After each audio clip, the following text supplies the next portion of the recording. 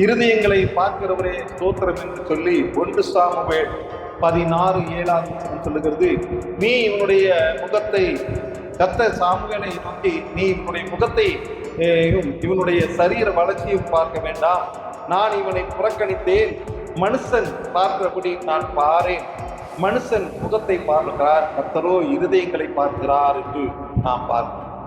தேவனுடைய பார்வை வேறு, நம்முடைய பார்வை வேறு. அங்கே சாமுவேல் வெளித்தோற்றத்தை பார்க்கிறார், கர்த்தரோ இருதயத்தை பார்க்கிறார். இங்கே பரிசுத்த வேதாகமத்தில் எலியாப் என்னும் பெயரில் 6 பேர் இருக்கிறார்கள். அங்கே பல நபர்கள் அங்கே இருந்தாலும் கூட ஈசாய் குமாரன் இருக்கிறார். இங்கே கர்த்தர் சாமுவேலை நோக்கி,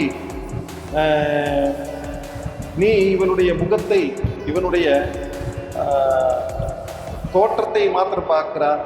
கர்த்தர் இஸ்ரவேல் ஜனத்துக்கு சவுலை ராஜாவாக வைத்திருந்தார், கொடுத்திருந்தார். ஆனாலும் அவனுக்கு பிரியமான பிரகாரமாக சவுல் அவர்களுக்கு ராஜாவாக, சவுல் சரீர வளர்ச்சியும் பராக்கிரமமான ஒரு நல்ல ஒரு தேக உடையவனாயிருந்தார். வெளித்தோற்றத்தை பார்த்து அங்கே சாமுவேல் அங்கே ராஜாவாக அபிஷேகம் பண்ணி கொடுத்திருந்தார். இப்பொழுது கர்த்தர் தமக்கு பிரியமான ஒருவனை இஸ்ரவேலுக்கு ராஜாவாக அபிஷேகம் பண்ண போகிறார். கர்த்தர் மனுஷர் பார்க்கிறபடி பார்க்கவில்லை, முகத்தையும் வெளி தோற்றத்தையும் பார்க்காமல் கர்த்தர் இருதயங்களை பார்க்கிறார்.